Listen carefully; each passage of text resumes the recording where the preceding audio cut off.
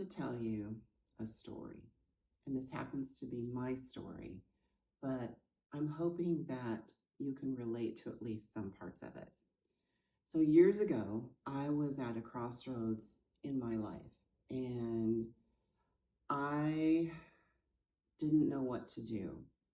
I was 50 something, and the career that I had at the time just wasn't working out for a variety of reasons. So I needed to figure some things out. And I, I, I don't mind telling you, I was lost and confused and, at times just feeling really sorry for myself. And there was a large piece of furniture that I had in my home at that time. And I'd had it for 20 some years and I was just ready for a change. You know how women are. So I gave it away to my dad and his significant other, and they put it in their basement. And this left a huge blank space on my wall that I didn't know what to do with. So, you know, I thought, okay, that's something in my life that I can feel better about. I need to find the perfect piece. So I went out and found the perfect sofa table. And then I wanted something above it. And I thought I wanted a really cool piece of art. So, always with a budget in mind, I began searching and I couldn't find anything that spoke to me. I couldn't find anything that I loved.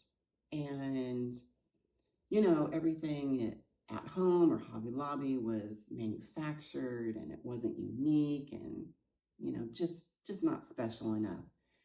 So it was a Saturday night, and being a designer by trade and having tons of crap in my garage, and I mean literal crap, I went out and bought a blank canvas and I began messing around with materials in my garage. I had this vase that I didn't particularly care for, so I broke it and wanted to see what the painting would look like if I incorporated the glass. And I love texture. So I started mixing materials and putting it with my oil paint, and I created this painting. And I stood back and went, I kind of like that. So I hung it on my wall. And a couple of weeks later, I had my women's group over called Free Females Reaching Excellence Through Encouragement.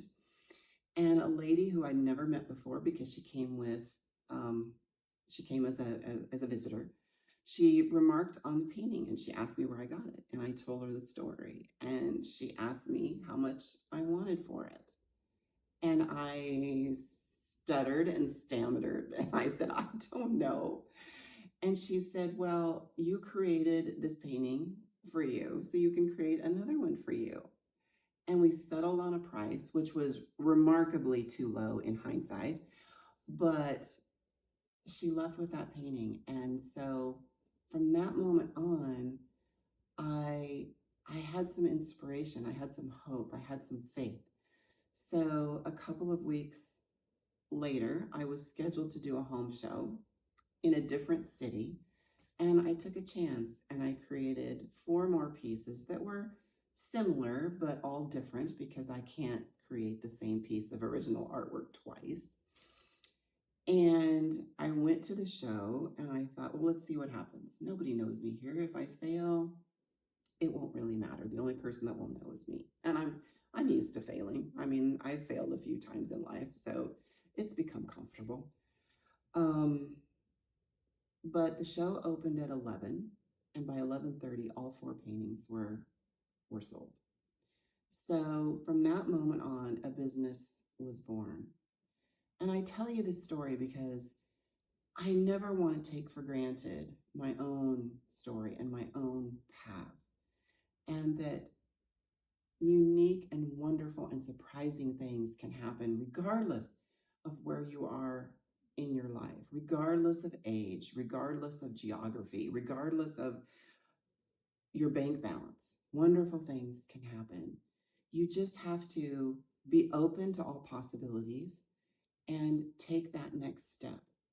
I had wonderful people who helped me then build a business and who helped me stay inspired and to know what shows to go to and where to travel and how to sell my artwork and how to price it. Because as women, I think sometimes we undervalue ourselves, especially as we get older, because society tells us that that's what we should do. So maybe I can be an advocate for you. Maybe I can help you in your journey, because that is truly what makes anything worthwhile. So thank you for listening to my story. My name is Robin Hesselgesser, and I hope to talk to you very soon.